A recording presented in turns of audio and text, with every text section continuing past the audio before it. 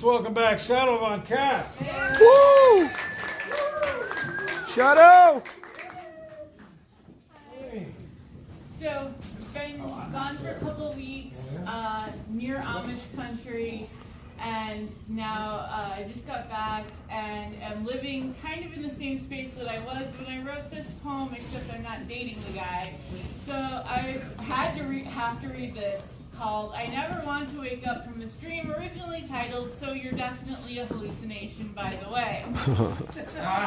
If you tell me you're a techie juggling Chaucer and Hemingway with good music, I have to wonder if you're real.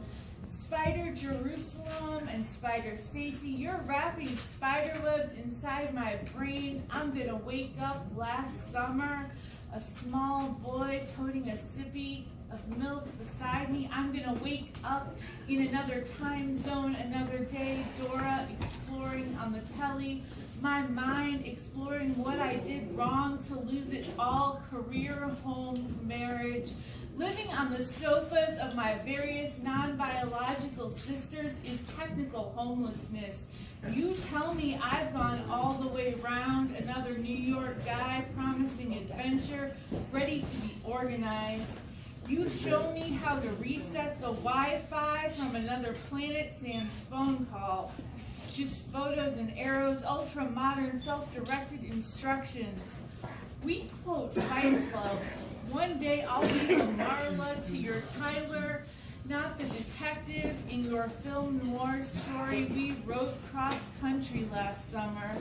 I'm gonna wake up this year, clicking computer keys and sinking into desperation. Woo! So this one I've never read before out loud to anyone.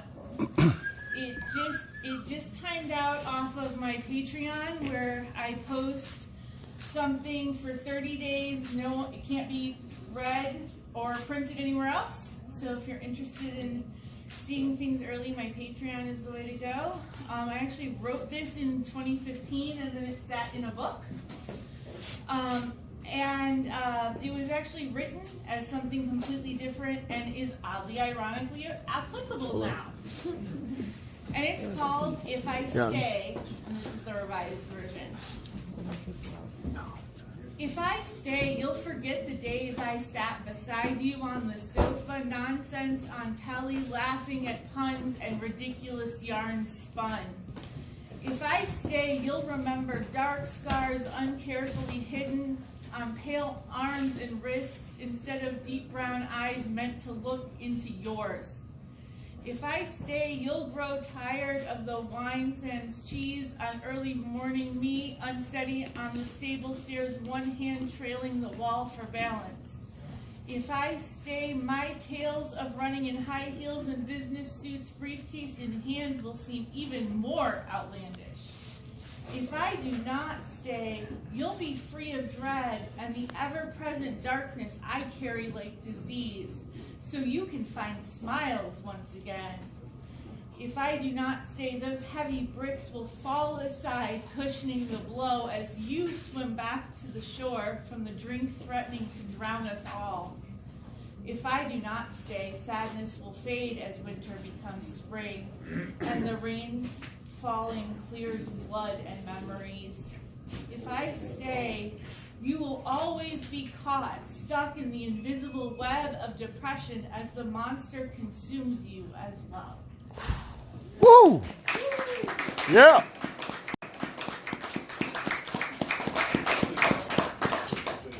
Thank you. And finally, to lighten the mood, a breakup poem. It always works. Uneaten, a rubbish bin breakup. I feel like fruit on the countertop. You don't throw it away because it's not actually rotten. But you're not going to eat it because it's been there too long. I'm the piece of fruit someone wanted so very badly. Brought home, placed delicately on the Formica surface for breakfast the next morning. But there was no time. You were late for work and just grabbed a cup of coffee. And then it was the weekend, which means sleeping in, leisurely munching on cookies, or going for lunch with friends. So this trusty piece of fruit remains, but is a bit bruised, damaged goods. You would not buy me at the store now. They might even pull me off the shelf. Produce with too many imperfections is discarded, even if there is a chance someone might love it. Even if someone might still want to sink their teeth inside and drink the sweet nectar. You waver, avoiding the question. Another day or two, you wait. Someone else might have enjoyed the flavor, but by now you're craving a cup of berries bathed in cream and sprinkled with just a hint of sugar. And on garbage day, you'll guiltily roll me into the bin, not looking. Sure, you saw a spot of mold, even if you didn't. You don't look twice as you do the deed. You cast me aside days ago. Removing me like a tumor from your kitchen counter is a formality. Someone else might have relished my sweetness, the slight tart bite if tasted almost too soon, or the deep, fragrant juice at my peak. But I wasn't what you wanted after all. Shut up. Oh yeah, girls in white dresses with blue satin sashes, snowflakes that stare at my nose and eyelashes, white silver winters that melt to spring. These are a few of my favorite things. So it's nice to be back. It's nice to be back at Paul Henry's. It's nice to be performing again for a couple weeks. I'm not actually sure how long I was gone, really. Felt like a month as far as just disconnection from being able to go to art events. At the same time, I know it was definitely not actually a month. I know it was definitely actually less than a month. So I'm not sure how many weeks. I know that I only have 2 performances before I have surgery, so that'll be interesting. I have some, that's going to have some impact on which poems I do next week. I'm interested to see if I'll write.